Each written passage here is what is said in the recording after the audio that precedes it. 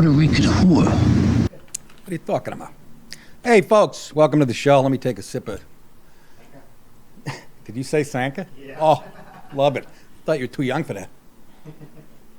Everybody knows this. Is that still around, Sanka? Yeah. Fuck it, I bet it is. Tab is still around. You remember the soft drink Tab? Fucking mother always had that. Everybody had a Tab. She had a tiny ass. I wasn't looking at my mother's ass. I'm saying she was a petite lady, but then her friends would have me drinking Tab, and they fucking look like a Lizzo. How are you, folks? Great to be here. The Antichrist. You got me in a vendetta kind of mood. If you don't see that movie soon, I'm firing you. That'll be your fucking... You're a Tarantino fan, aren't you? Yeah. Oh, dude. This is a fucking masterpiece. What, is that a True Romance? Yeah. Yeah, I've seen it. Oh. Well, I just asked him. He said no. No, you said if you don't see it. I love it. It is a terrific film, folks. James Gandolfini, little cameo in that, and he's fucking as scary as... I really like what's her name. I have no memory. Let's not talk about movies. Bernadette Peters. Arquette.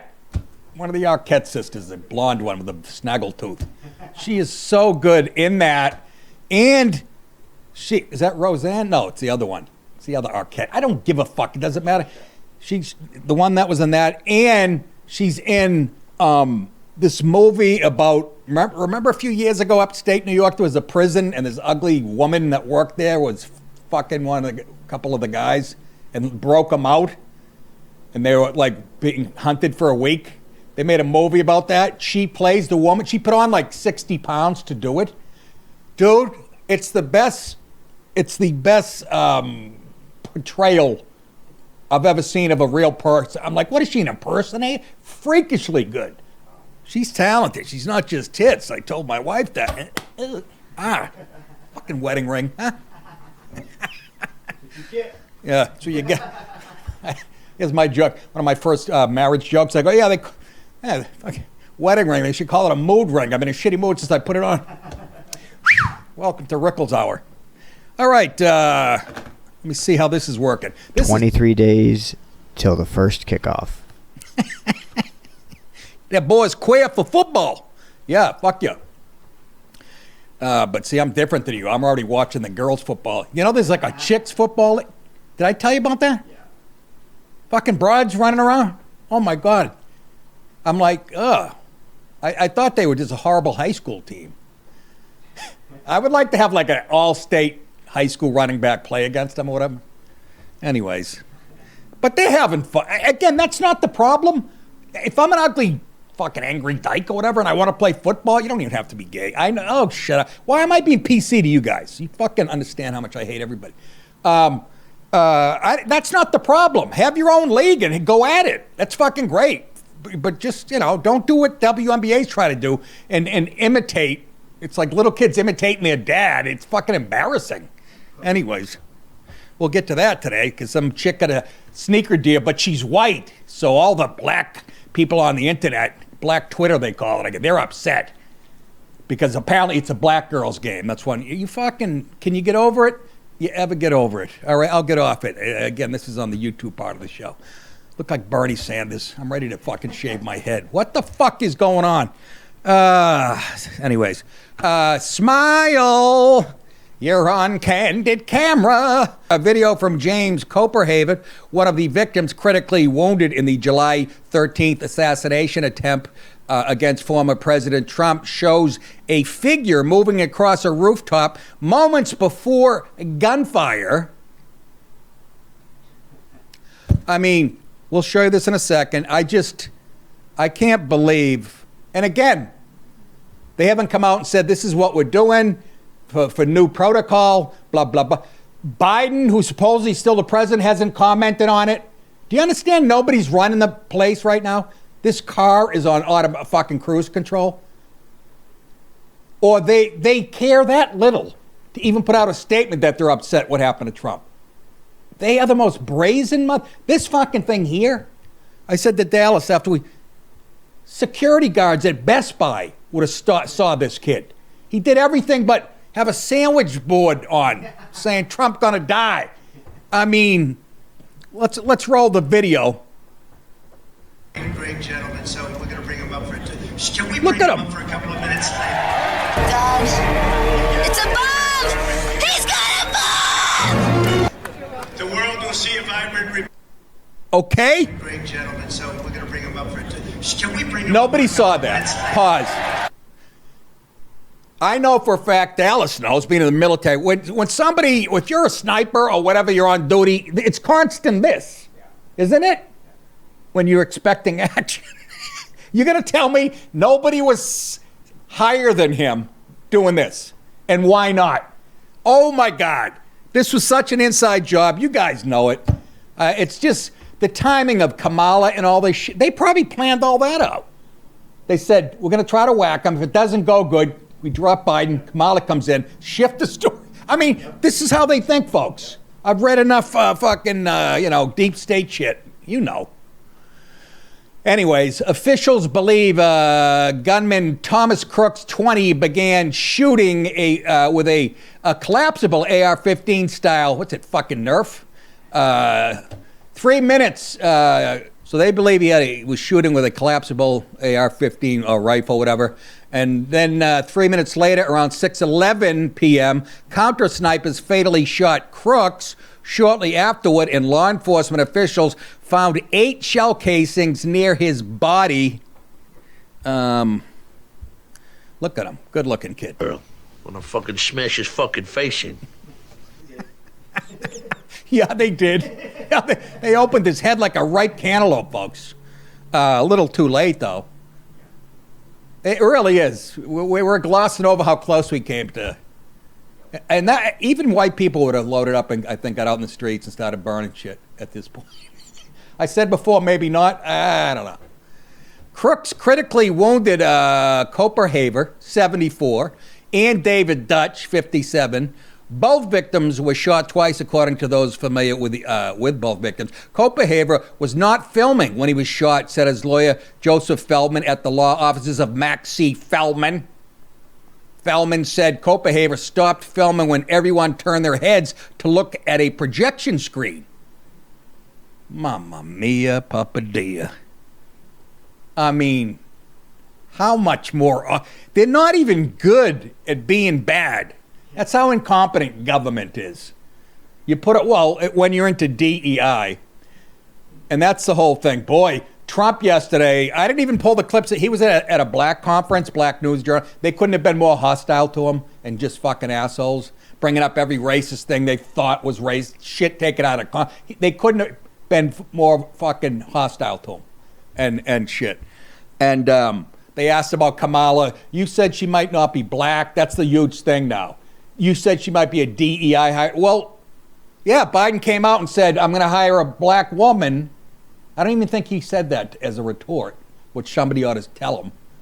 What more better definition is that? But that's what I'm saying. There's such a disconnect. It's hard for me to talk about this shit without wanting to put on this Three Stooges marathon. Anyways, let's goddamn move on, shall we? This was great. Trump's savior. Former President Trump, while speaking at a rally in Harrisburg, Pennsylvania, Wednesday, publicly thanked the woman who created a chart he was referencing when he was shot in an assassination attempt, saying she saved his life. This guy just falls into broads. She's only like a five. Okay, I don't care. I'm 62. I don't give a fuck if I'm 102. That's a fucking cute girl. And Trump's like, I wish I saved your life. I wish you owed me something. I guarantee this T-shirt's already on leftist websites with her face and an X through it or something. Something saying, fuck you, you saved the devil. Right? If it's not, I'm going to start some. I need money. On Wednesday, Trump was talking about immigration again, specifically about the border and human trafficking when he brought up the now famous chart. You know, he says, this chart saved my life. Where is that chart? I love that chart, Trump said. I'm going to sleep with that chart. Just fill in girl, because that's what he's really saying. And I know you, me, and everybody else. I'm going to sleep. I swear to God, he's dropping a hint on this broad. And you go, and she would never. Oh, wait a minute. He's the fucking president. And President current, as far as I'm concerned. Trump said, I'm going to sleep with that chart now he is weird, for the rest of my life. That chart, the amazing thing, that people that operate the computers and all that brilliant equipment we have backstage. He then spoke about the woman who created the chart, calling her great and had a nice rack, he said. What? You can't do that. And he said she should come up on stage. Trump called the woman to the stage. She walked up, and this is so cute and humbling, and I like people who aren't comfortable. Let's take a look.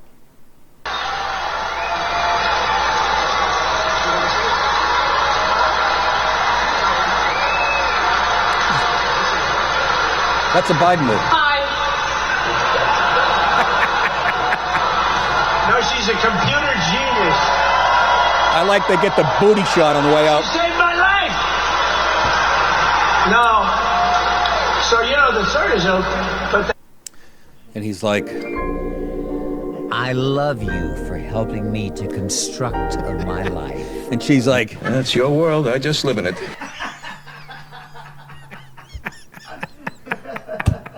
Perfect, right? Too bad it wasn't a chick's voice. I mean, adorable, young, beautiful lady. Wait a minute, she works for him. Yep. If she constructed the chart, she's involved in some shite. Anyways.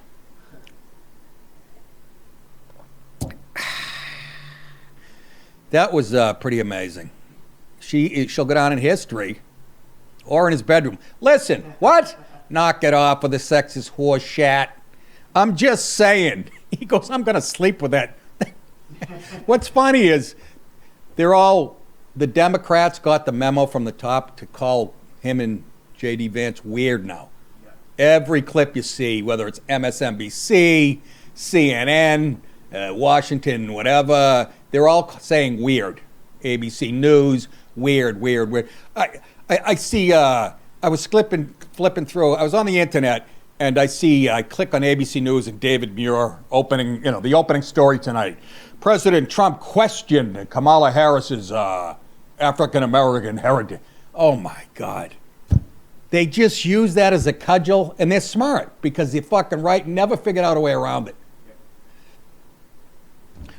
More U.S. progressive cowardice is the headline. The masterminds of September 11 terror attacks and 2 other terrorists being held on Guantanamo Bay, I did comedy there, believe it or not, will be spared the death penalty under a deal with prosecutors. It was revealed on Wednesday. Did you hear that right, folks? Spared the death penalty. I've been there, and it's like a sandals fucking resort, I swear to God.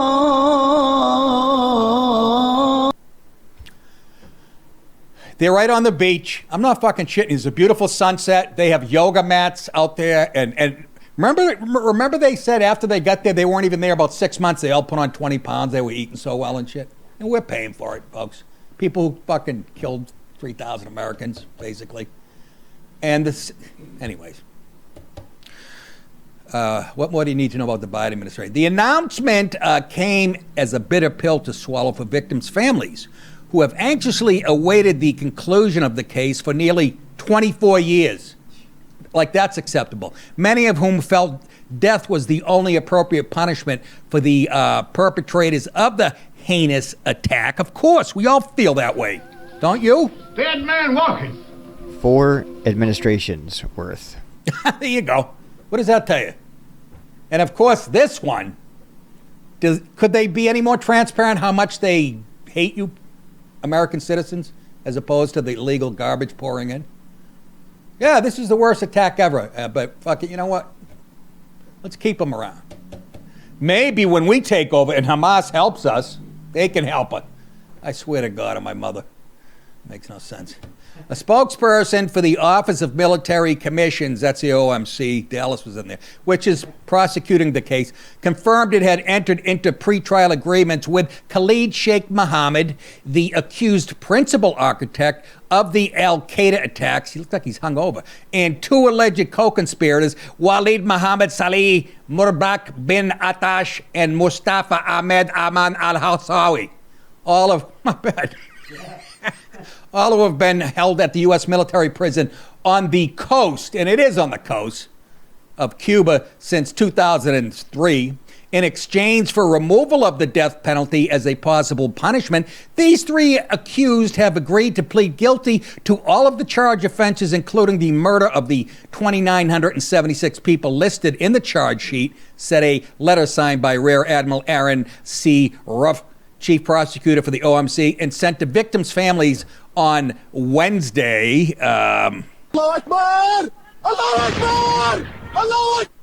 News that the death penalty was no longer on the table for the suspects, whose alleged actions killed nearly 3,000 in the worst terror attack on U.S. soil in American history, came as a gut punch to victims' families. You think? Look at this guy. He thinks he's Conan O'Brien. Retired police officer. I'm sorry, I'm looking at him. What is this? Khalid Sheikh Lucky Charms?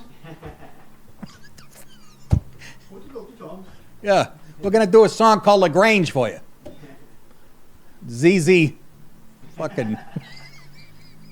Anyways, retired police officer Jim Smith, husband of Moira Smith, the only female police officer who died on September 11th, said he felt like he had been kicked in the balls.